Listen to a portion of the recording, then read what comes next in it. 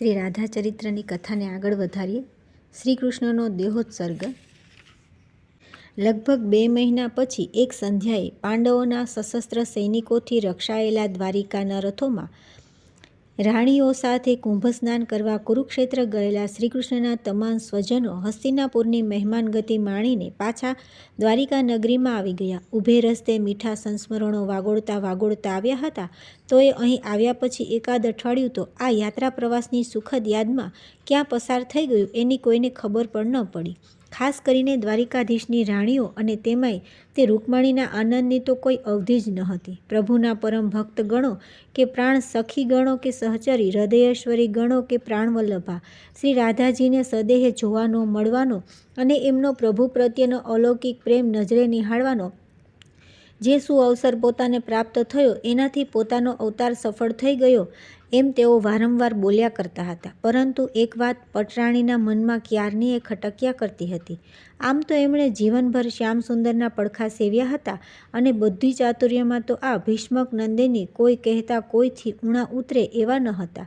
સ્વામીનાથ શ્રીકૃષ્ણને પોતે અણીથી પણી સુધી ઓળખે છે, એમની રગે રગના ભૂમ્યા છે અને પ્રાણનાથની કોઈ પણ ચાલાકી કે ચતુરાઈ, ડાહપણ કે દુરંદેશી પોતાના ધ્યાન બહાર રહેતી નથી એવું છુપ્યું અભિમાન પણ એમનામાં હતું. છતાં કુરુક્ષેત્રની યજ્ઞભૂમિ પર યાદવેન્દ્રનું જાણી જોઈને શ્રી રાધાથી દૂર રહેવાનું કારણ પોતે કળી ન શક્યા.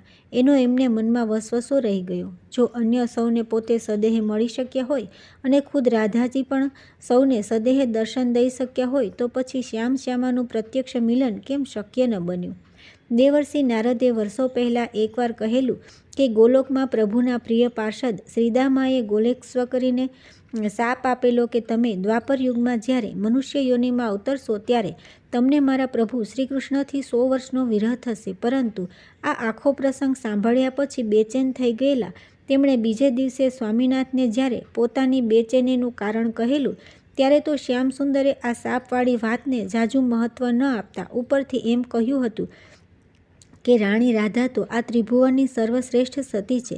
સતી કોઈને શાપ આપે પણ નહીં અને સતીને કોઈનો શાપ લાગે પણ નહીં.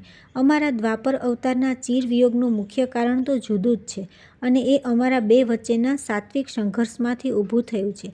જે કોઈ વાર એનો સમય પાકશે ત્યારે હું તમને કહીશ. તો પછી એ કયું કારણ હશે અને એ કહેવા માટેનો સમય ક્યારે પાકશે? રૂક્ષ્મણી ચિંતાતુર થઈ ગયા.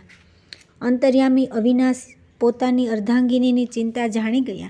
પોતાનું કોઈ પણ સ્વજન યા ભક્ત દુઃખી કે વ્યાકુળ હોય તો ભગવાન ખુદ વ્યથિત અને ચિંતિત થઈ જતા હતા. તો પછી પોતાની માનીતી રાણીને ચિંતામગ્ન રહેવા દે તો એ દુઃખ હરતા દીનાનાથ શાના? રાત્રે જ એમણે રૂક્મણીને ચિંતાનું કારણ જાણી જોઈને પૂછ્યું અને જ્યારે સજળ નયને દેવી રૂક્મણીએ કહ્યું કે આપ રાધિકાને કુરુક્ષેત્રમાં કેમ ન મળ્યા? આપની વચ્ચેના આ ચિરવિરહનું રહસ્ય શું છે? હું આપ બંનેના આ વિરહ નિવારણમાં જો મદદરૂપ ન થઈ શકું તો મારું જીવન ધિક્કાર છે. ત્યારે રાણીનો પોતાના પ્રત્યેનો સાચો પ્રેમ અને શ્રી રાધા પ્રત્યે શ્રી સહજ ઈર્ષા અદેખાઈના બદલે ભારોભાર ભગિની પ્રેમ જોઈને પ્રસન્ન થઈ ઉઠેલા પ્રભુએ ખૂબ ગંભીરતાથી કહ્યું કે દેવી, પ્રથમ તો એ જાણી લો કે ત્રેતાયુગના રામાવતારમાં સીતારૂપે અવતરેલા ગોલોકેશ્વરીએ અંતે જ્યારે સહનશક્તિ ગુમાવી દીધી અને મારો તથા લવકુશનો વિચાર કર્યા વિના સ્વધામ પહોંચી જવાની ઉતાવળ કરી ત્યારે મને બહુ ખોટું લાગ્યું. મેં ગોલોક ગયા બાદ એકવાર હસતા હસતા મેણું માર્યું ત્યારે સમસમી ઉઠેલા તેમણે પ્રતિજ્ઞા લીધી કે બીજી વારના માનવ અવતારમાં પોતે મને બતાવી દેશે કે સંયમ અને સહનશીલતા, ત્યાગ અને તિતિક્ષા, સ્વાર્પણ અને સમર્પણમાં પોતે એક આદર્શ બનીને સમસ્ત નારી જાતિને ગૌરવાન્વિત કરશે.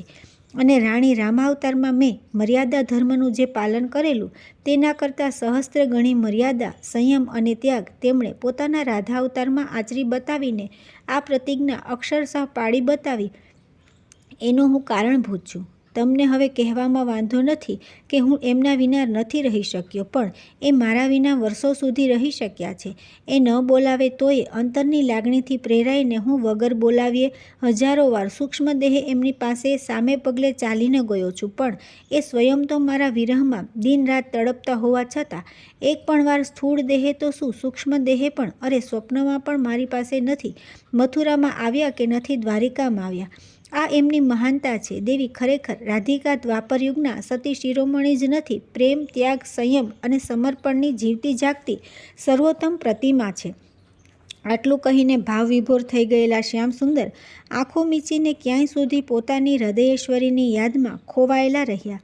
રૂકમણી પણ બોલ્યા ચાલ્યા વિના સ્વામીની આ પ્રેમ સમાધિના મૂક સાક્ષી બની રહ્યા. જ્યારે પ્રભુ પુનઃ સ્વસ્થ થયા ત્યારે રડતે હૈયે રૂકમણી આટલું બોલ્યા વિના ન રહી શક્યા કે પ્રભુ, આપના કહેવા મુજબ જો આપ બંનેના ચિરવિયોગનું નિમિત્ત માત્ર કોઈ શાપ નથી અને એમણે પોતે સ્વેચ્છાએ સ્વીકારી લીધેલી દૈહિક વિયોગના પાયામાં ત્યાગ અને સંયમ પ્રાણ તત્વો છે, એટલું જ નહીં પ્રેમ અને સમર્પણ એમનું જીવનબળ છે, તો પછી એ ભલે આપને સદેહે ન મળવા પ્રતિજ્ઞાબદ્ધ હોય અને સામે ચાલીને આપને મળવા ક્યાં ન આવ્યા હોય, પરંતુ આપ તો આ અવતારમાં લીલા પુરુષોત્તમ છો, પૂર્ણ પુરુષોત્તમ છો, તો પછી આપ એમને સૂક્ષ્મ રૂપે મળવા કેમ જાઓ છો? સ્થૂળ દેહે મળવા જતાં આપને કઈ મર્યાદા કે પ્રતિજ્ઞા નડે છે? ખાસ કરીને કુરુક્ષેત્રમાં એ સામે ચાલીને યમના ઓળંગીને આવ્યા, તો પછી આપ એમનાથી આઘાને આઘા કેમ રહ્યા? એકવાર તો અમારી હાજરીમાં એમને મળવું હતું.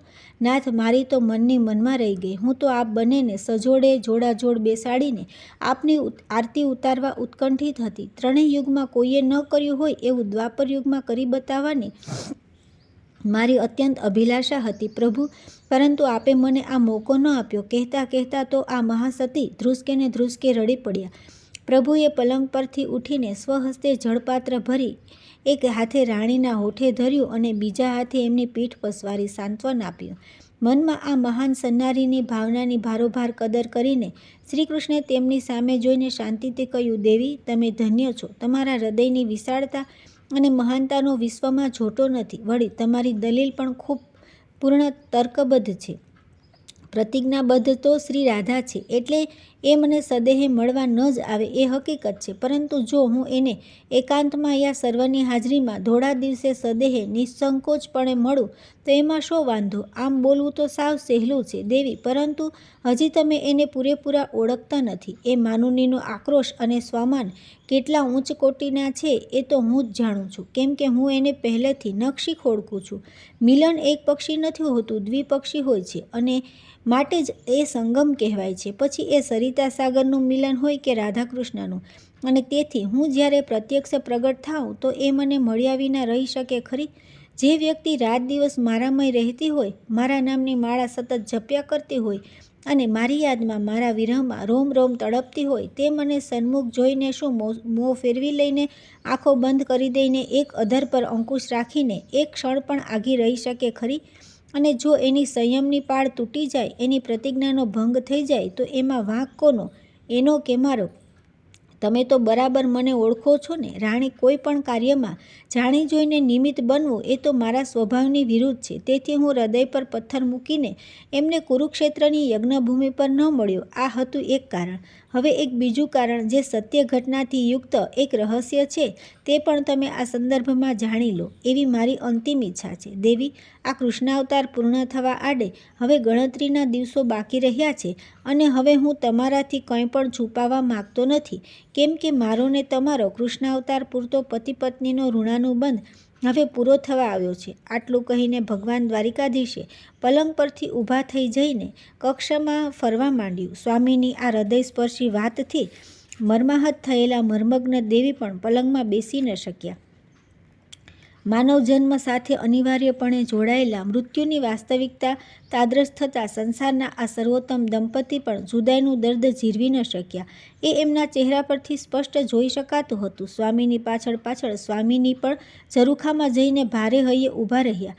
પત્નીના ખભે પ્રેમથી હાથ મૂકીને પ્રભુ બોલ્યા, રૂકમણી, દુનિયા આખી ભલે એમ સમજતી હોય કે દ્વાપરના કૃષ્ણાવતારમાં દેવી રાધિકા એના પ્રભુ શ્રીકૃષ્ણથી સદૈવ દૂર રહ્યા છે, પણ એક વાત તમે આ વાત સાચી ન માનશો. રાધા મારાથી એક દિવસ માટે પણ છૂટી પડી જ નથી. હું ગોકુળ છોડીને મથુરા આવ્યો તે દિવસથી માંડી આજ ઘડી સુધી રાધા તો મારી જોડે જ છે. હું અત્યારે કોઈ માનસિક, આધ્યાત્મિક કે અધિભૌતિક સ્વરૂપની વાત નથી કરતો. સદેહ અને ભૌતિક સ્વરૂપે રાધા આ કૃષ્ણાવતારમાં મારી સાથે જ રહી છે. એ એક સત્ય હકીકત છે, તે તમને જ્ઞાત કરું છું. કેવળ મથુરામાં કે કુરુક્ષેત્રમાં જ નહીં, આ દ્વારિકામાં પણ, આ રાજમહાલમાં પણ, અરે આ શયનકક્ષમાં પણ રાધિકા તો મારી સાથે જ વર્ષોથી રહેતી આવી છે, રહે છે અને અત્યારે પણ મારી જોડે ઊભી છે. શ્રીકૃષ્ણની વાણીમાં સત્યધ્વનિનો રણકો એટલો બધો પ્રબળ અને અસરકારક હતો કે રાણી રૂકમણી વિસ્મિત વદને વાસુદેવને અપલક નીરખી રહ્યા. પોતાને સારું લગાડવા કે પોતાના પટરાણી પદનું ગૌરવ વધારવા સ્વામી આવા મીઠા લાડ કરી રહ્યા હશે એવું સમજવાની જેવી ભૂલ કરે એવા હતા નહીં. અને શ્રીકૃષ્ણ જેવા યોગેશ્વરી અંતર્યામી પોતાની અર્ધાંગનાને ખુશ કરવા આવું કંઈ પણ બોલે તો એ સ્વપ્ને પણ સંભવિત નહોતું. તેથી ન છૂટકે રૂકમણીને સ્વયં પૂછવું પડ્યું, નાથ, હું કંઈ સમજી નહીં. આપનું કથન તાત્પર્ય મને તો ન કળી શકાય તેવું અગમ્ય ભાસે છે. આપ આ શું કહી રહ્યા છો? તદ્દન સાચું કહી રહ્યો છું. સ્વર્ગના દેવી દેવતાઓ સિવાય કોઈને પણ ખબર નથી એવું એક ગૂઢ રહસ્ય કહી રહ્યો છું. દેવી, આસન ગ્રહણ કરો અને સાંભળો, કહીને શ્યામ સુંદર ઝરૂખામાં આસનસ્થ થયા અને પોતાની સામે આશ્ચર્યચકિત થઈને બેઠેલા પટરાણીને કહેવા લાગ્યા, વર્ષો પહેલાંની આ વાત છે. હવે તો તમે મારી અને શ્રી રાધાની વ્રજલીલા, રાસલીલા વગેરે ઘણું જાણી ચૂક્યા છો અને શ્રી રાધિકાનો મારા પ્રત્યેનો અનહદ પ્રેમ પણ નજરે જોઈ શક્યા છો. એટલે મારી આ વાતનું રહસ્ય સમજી જતાં તમને વાર નહીં લાગે. સદાના માટે વ્રજભૂમિ અને વ્રજવાસીઓને ત્યજીને ધનુર્યજ્ઞમાં ભાગ લેવા અને દ્વંદ્વ યુદ્ધ ખેલવા હું બલરામ સાથે અક્રૂરજીના રથમાં મથુરા જવાનો હતો તેની આગલી રાતની આ વાત છે. ભૂલોકવાસી શ્રી રાધિકાજી સાથે નિકુંજ વિહારની આખરી રાત અને છેલ્લી મુલાકાતની આ વાત છે. સદેહે હવે આ ભૂલોક પર અમે બંને ફરી કદી મળી શકવાના નથી અને જીવનભર એકબીજાના વિયોગમાં આ અવતાર પૂરો કરીને ગોલોક ગમન બાદ અમારું પુનર્મિલન થવાનું છે. અને નિર્વિવાદ સત્યથી અમે બંને પૂર્ણ સભાન અને સુજ્ઞત હતા. માનવ દેહધારી કેવળ રાધા જ નહીં, ખુદ હું પોતે પણ માનવ કાયા સાથે સંકળાયેલ માનવ સ્વભાવવશ વિયોગની વેદનાથી ભીતરમાં અત્યંત વ્યથા અને વ્યગ્રતા અનુભવી રહ્યો હતો. મધ્યરાત્રિનો સમય હતો. આખું વ્રજ નિંદ્રાદેવીને આધીન હતું. વ્રજના પશુપંખી અને ઝાડપાન પણ નીરવ નિસ્તબ્ધ બનીને ઝંપી ગયા હતા. કેવળ એક યમુના કલકલરવે કણસથી ન છૂટકે વહી રહી હતી. આજની આ સુહાગી સુહાવન ચાંદની રાત પૂરી થાય જ નહીં અને આવતીકાલે સૂર્ય ઉગે જ નહીં એવું સતત ઝંખ્યા કરતી વિરહ વ્યાકુળ રાધિકા મને પોતાના બાહુપાશમાં જકડીને અવિરત આંસુ વહાવી રહી હતી. એનાથી હવે કેવી રીતે વિખૂટા પડવું અને કેવા કેવા શબ્દોમાં આશ્વાસન આપી આવજે કહેવું એ મને સમજાતું નહોતું. કેમ કે છેલ્લા એક અઠવાડિયાથી સમજાવીને મારા શબ્દો ખૂટી ગયા હતા. એકાએક મારા મનમાં દિવ્ય વિચાર સ્ફુર્યો.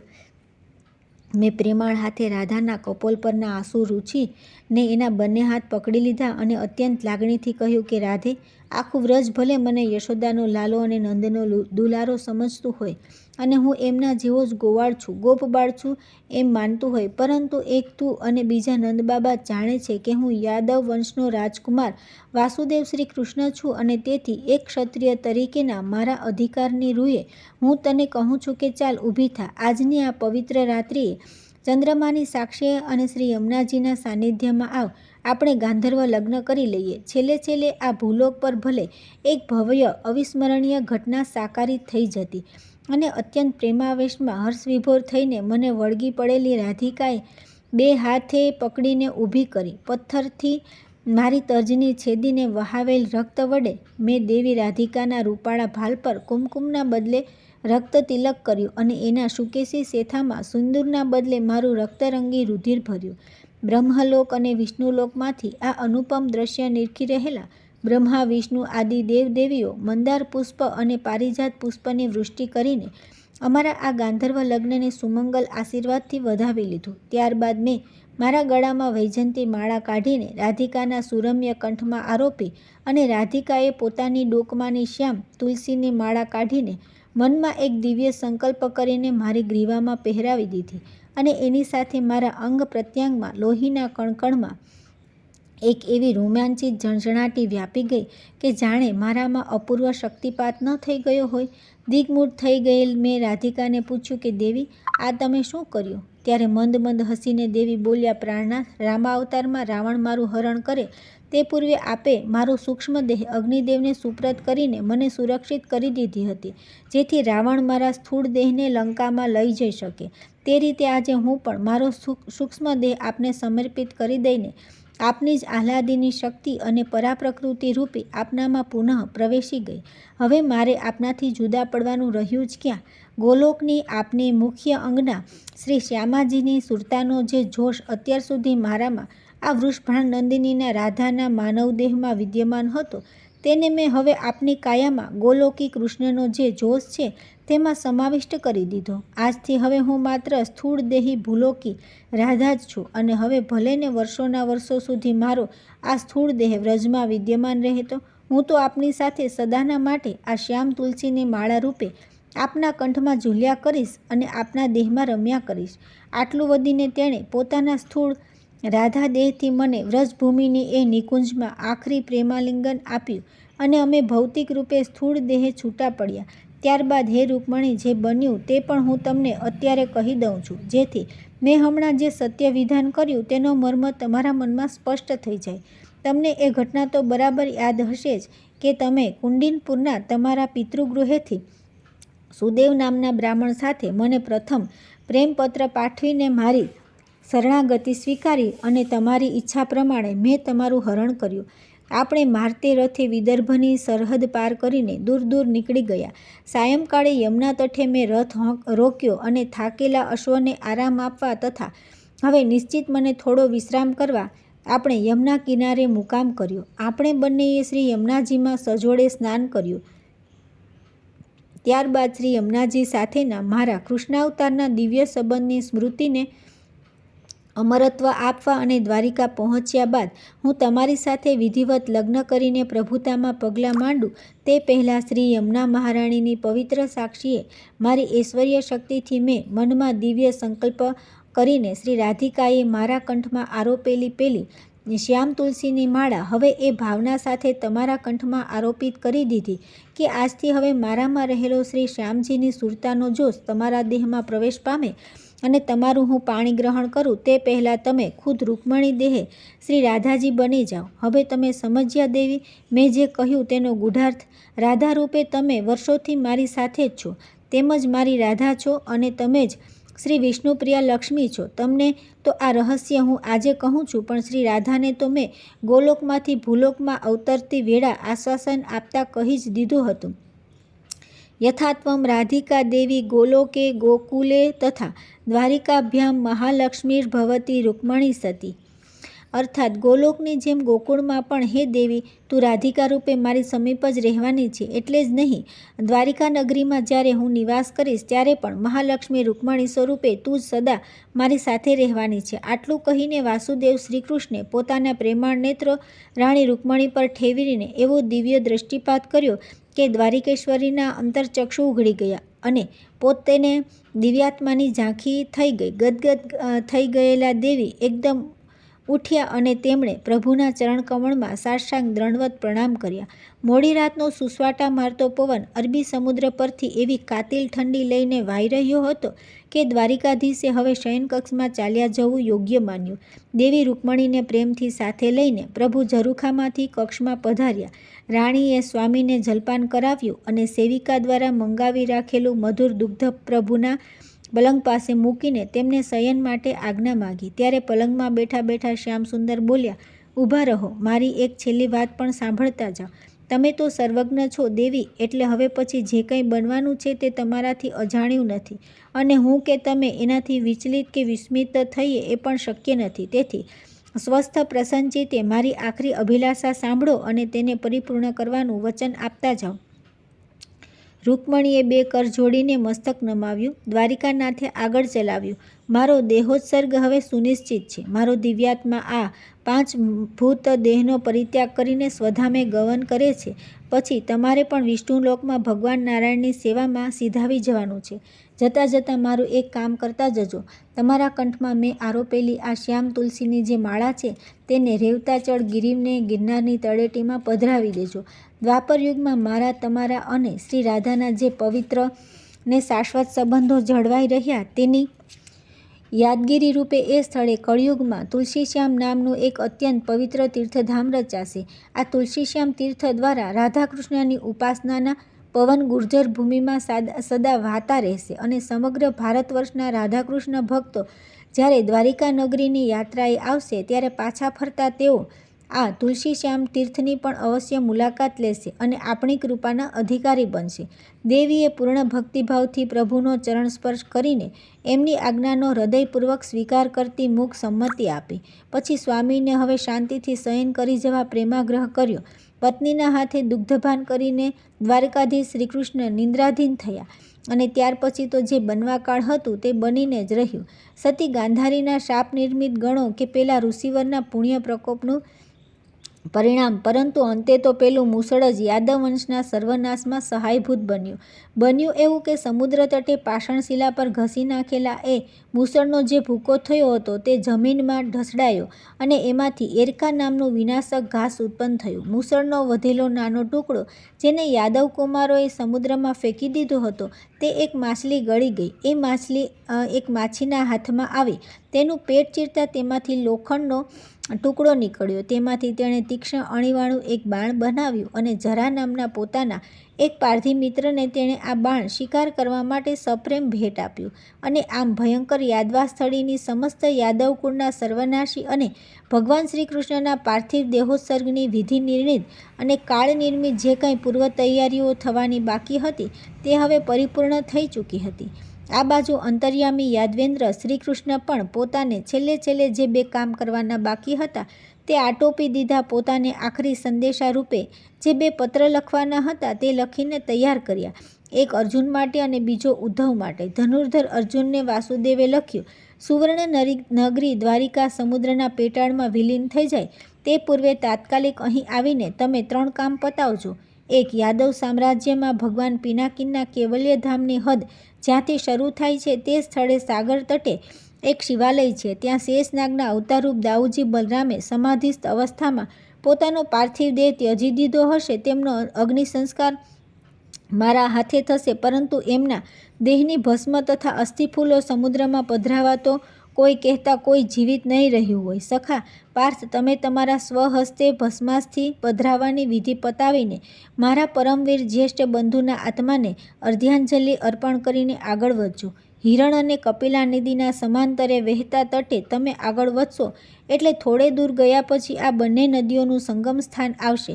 એની ડાબી બાજુ પુરાણ પ્રસિદ્ધ પ્રાચીના તીર્થ છે. ત્યાં એક વિશાળ પવિત્ર પીપળાના વૃક્ષ નીચે મારો દેહોત્સર્ગ પણ થઈ ચૂક્યો હશે, પણ મારો અચેતન દેહ ત્યાં જળવાઈ રહ્યો હશે. અસ્વસ્થનું ઓઠીંગણ લઈને મારો પાર્થિવ દેહ હે પાર્થ તમારી ત્યાં પ્રતીક્ષા કરતો હશે. તમે તેને ત્યાં જ અગ્નિદાહ દેજો અને પછી દ્વારિકામાં પ્રવેશ કરજો. છેલ્લું કામ તમારે એ કરવાનું છે કે મારા સ્વજનો પૈકી જે કોઈને પણ તમારી સાથે હસ્તિનાપુર આવવું હોય તેને તમે તમારી સાથે લઈ જજો. અરબ સાગરના તોફાની મોજા ભીષણ તાંડવ નૃત્ય કરીને દ્વારિકાને આખીને આખી ભરખી જાય એ પહેલાં તમે સ્વયં દ્વારિકામાંથી નીકળી જજો અને મેં કહ્યું તેમ તાતશ્રી, માતુશ્રી, મારી રાણીઓ, પુત્રવધુ આદિ જે કોઈ જાન બચાવવા આતુર હોય એમને લઈને તમે પૂર ઝડપે હસ્તિનાપુર તરફ રથોને દોડાવી મૂકજો. અર્જુનને આ પ્રમાણે આખરી ફરજ સોંપતા સંદેશો લખીને કેશવે રૂકો સીલબંધ કરી ઉપર ગળુધ્વજ દ્વારિકાની રાજમોહર મારી પછી ઉદ્ધવને બીજો પત્ર લખવા કલમ ઉપાડી. પ્રિય સખા, આ પત્ર તને મળશે ત્યારે તારો વાસુદેવ આ ધરતી પર નહીં હોય. તું પરમ જ્ઞાની અને સર્વશાસ્ત્ર નિપુણ છે, તેથી શોક ન કરીશ. અર્જુન દારૂકની સાથે રથમાં દ્વારિકા આવવા નીકળી પડશે અને તું તરત જ ત્યાંથી બરસાના જવા રવાના થઈ જજે. મારા દેહોત્સર્ગના સમાચાર વ્રજમાં એક રાધા સિવાય અન્ય કોઈને પણ જણાવવાની જરૂર નથી. તું સીધો રાધા જ્યાં હોય ત્યાં પહોંચી જજે અને તેને શુભ સમાચાર આપજે. એના માટે તો આ શુભ સમાચાર જ હશે, કેમ કે એ તો આ ક્ષણની રાહ જોઈને વર્ષોથી તપશ્ચર્યા કરે છે કે ક્યારે અમારું અવતાર કાર્ય પૂરું થાય અને ક્યારે અમે સજોડે ગોલોક ગમન કરીએ. ભાઈ, તું એને કેવળ એટલું જ કહેજે કે હું એની રાહ જોઈને યમુના તટે બંસી બટે કદમના વૃક્ષ નીચે ક્યારનો આવીને ઊભો છું. સખા, તું એને તારી સાથે જ લઈને ઝડપથી ત્યાં આવી પહોંચજે. હજી તારે એક અંતિમ જવાબદારી અદા કરવાની છે. જે હું તને ત્યાં કહીશ. આ બીજો રૂકો પણ સીલબંધ કરીને શ્યામ સુંદરે દારૂકને આપ્યો. બંને રૂકા પર અર્જુન અને ઉદ્ધવના અલગ અલગ નામ લખેલા હતા. તે એને બતાવીને પ્રભુએ એને રથ લઈ હસ્તિનાપુર જવાની અને બંનેને હાથોહાથ આ પત્ર જેમ બને તેમ જલ્દી પહોંચાડવાની આજ્ઞા આપીને રવાના કરી દીધા. બસ હવે તો ક્યારે યાદવ વંશના અસ્તિત્વનો અંત આણતો અરુણોદય થાય તેની રાહ જોતા અચ્યુત યોગેશ્વર શ્રીકૃષ્ણ દિવસો પસાર કરવા લાગ્યા. મદિરાપાનની બુરી લતે ચડી ગયેલા દ્વારિકાના પ્રજાજનો જાહેરમાં નિર્લજ્જ વર્તન કરતા ખચકાતા ન હતા અને એમાંથી વારંવાર મારામારીને તોફાનો થતા હતા. તેથી દ્વારિકાધીશે છેલ્લા કેટલાય સમયથી દ્વારિકાના નગરજનો માટે અને તમામ યાદવો માટે કાયદેસર મદિરાબંધી ફરમાવી હતી. તેમ છતાં નાના મોટા સહુ યાદવો ચોરું છુપીથી સુરાપાન કરતા જ હતા. એ શ્રીકૃષ્ણ જાણતા હતા. પ્રતિષ્ઠિત યાદવો અને ખુદ બલરામ પણ સુરાપ્રિય હતા અને તેથી અન્ય તમામ બાબતોમાં શ્રીકૃષ્ણની આમન્યા જાળવતા યાદવોનો મદિરાબંધીના પ્રશ્ને શ્રીકૃષ્ણ સાથે મતભેદ પડ્યો હતો, જે ધીરે ધીરે મનભેદમાં પરિણમી રહ્યો હતો. શ્રીકૃષ્ણ સમજી ગયા કે જબરજસ્તીથી નિયમનું પાલન કરાવવું એના કરતાં સમજશક્તિથી સ્વયં શિસ્ત જળવાય એ વધુ યોગ્ય ગણાય. તેથી તેમણે દ્વારિકાની બહાર સાગર તટે ઉત્સવ નિમિત્તે ભેગા થઈ રહેલા યાદવોને મુક્ત વિહારની છૂટ આપી. પરિણામે જે થવાનું હતું તે થઈને જ રહ્યું. ઉત્સવ નિમિત્તે અત્યંત મદિરા પીને ઉન્મત્ત બની ગયેલા યાદવો અંદરો અંદર બાખડ્યા. સાત્વિકે જ્યારે સહુ પ્રથમ કૃતવર્મા પર જીવણેલ પ્રહાર કર્યો ત્યારે યાદવો સુરાના નશામાં ચકચૂર હતા. કૃતવર્માના મૃત્યુ પછી યાદવોએ એઠા વાસણો વડે સાત્યકીને મારી નાખ્યો અને પછી તો સામસામી શરૂ થઈ ગયેલી છૂટા હાથની મારામારી યાદવા સ્થળી પર પરિણમી. સમાચાર મળતા જ પ્રભાક્ષેત્રે દોડી આવેલા દ્વારકાધીશે નજરો નજર આ સંહાર નિહાળ્યો. એમના આગમન પૂર્વે જ બલરામે તો શરમથી મોં છુપાવીને ત્યાંથી દૂર ચાલ્યા ગયા અને સાગર તટે સમાધિસ્થ થઈને આ શેષનાગના અવતારધારીએ પ્રાણ ત્યાગ કરી લીધો. કાપાકાપી અને મારામારીની આ સંહાર લીલા શ્રીકૃષ્ણને તો હવે માત્ર સાક્ષી બનીને જોયા જ કરવાની હતી. પરંતુ પોતાનો રૂક્મણીપુત્ર પ્રદ્યુમ્ન જ્યારે હણાયો ત્યારે અત્યાર સુધી આ નિરર્થક નિર્દય સંહારને એક વૃક્ષ નીચે બેઠા બેઠા માત્ર સાક્ષી ભાવે જોઈ રહેલા શ્રીકૃષ્ણે જમણો હાથ લંબાવ્યો અને ભૂમિ પર ઉગેલા એરકા ઘાસના તૃણ મુઠ્ઠી ભરીને ખેંચી કાઢ્યા. પછી આ એરકા તૃણોને શ્રીકૃષ્ણે પેલા બેફામ બનેલા યાદવો પર છૂટા ફેંક્યા. શ્રીકૃષ્ણના હાથમાંથી વછૂટેલા આ મુઠ્ઠીભર તૃણ એક એક મૂસળ બનીને પરસ્પર રડી રહેલા અને જાનની બાજી ખેલી રહ્યા યાદવોના મસ્તકો પર અફડાયા. યાદવા સ્થળીમાંથી બચેલા કેટલાક શેષ યાદવો તો આ એરકાના સ્પર્શ માત્રથી ધરતી પર ઢળી પડ્યા. એક પણ યાદવ બચ્યો નહીં અને જોતજોતામાં આ સંહાર લીલા સમાપ્ત થઈ ગઈ. ખિન્ન વદને શ્રીકૃષ્ણ એ સ્થાન છોડીને આગળ વધ્યા. થોડે દૂર ગયા પછી એમણે સાગર તટે સમાધિસ્થ થયેલો હળધર બલરામનો નિશ્ચેતન દેહ જોયો. મોટા ભાઈનો પાર્થિવ દેહ અગ્નિને સુપ્રત કરી વાસુદેવે રાત્રિના નીરવ અંધકારમાં આગળને આગળ ચાલવા માંડ્યું. અત્યંત થાકી ગયેલા શ્રીકૃષ્ણ માંડ માંડ હિરલ કપિલાના સંગમ તટ સુધી પહોંચ્યા અને પછી એક વિશાળ પીપળાના વૃક્ષ પાસે આવીને તેઓ અટકી ગયા. રાત હજી ઘણી બાકી હતી.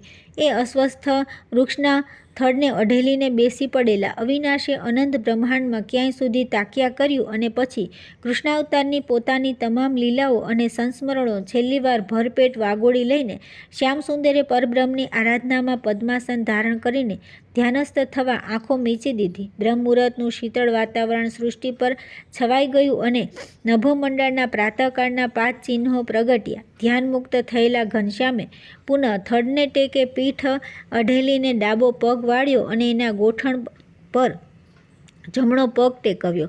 અચાનક અંતરિક્ષમાં એમને આંખે પાટા બાંધીને ઊભેલા સતી ગાંધારી દેખાયા. શ્રીકૃષ્ણથી આંખો મીચાઈ ગઈ.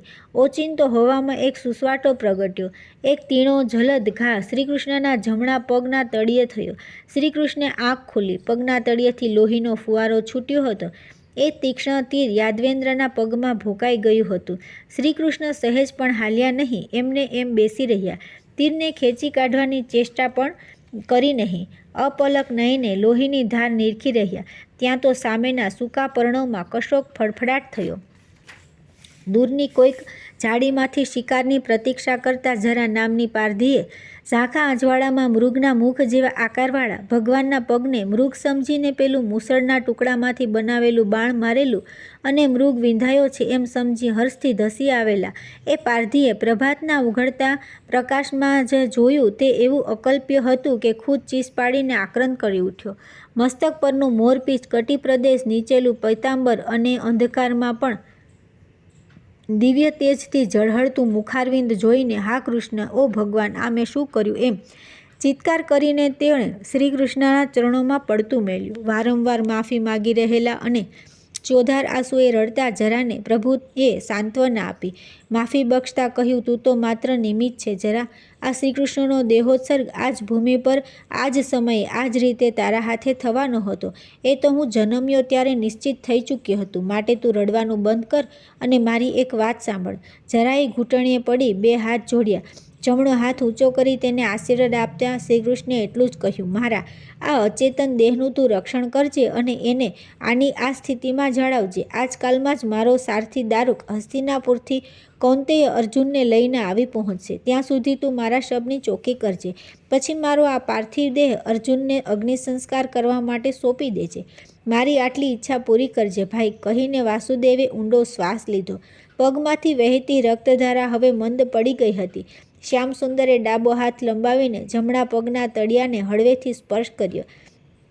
એકાએક અંતરમાં એક અમર સ્મૃતિ સળવળી. ગોકુળથી વિદાય લીધી ત્યારે અંતિમ ક્ષણોમાં હૃદયેશ્વરી શ્રી રાધિકાએ પોતાના ખોળામાં સૂતા સૂતા જે આંસુ વહાવેલા તે બરાબર અહીં જ જમણા પગના તળિયે સ્પર્શીને ઠરી ગયેલા, જ્યાં અત્યારે પાર્થિવ દેહનું રક્ત થીજી ગયું હતું.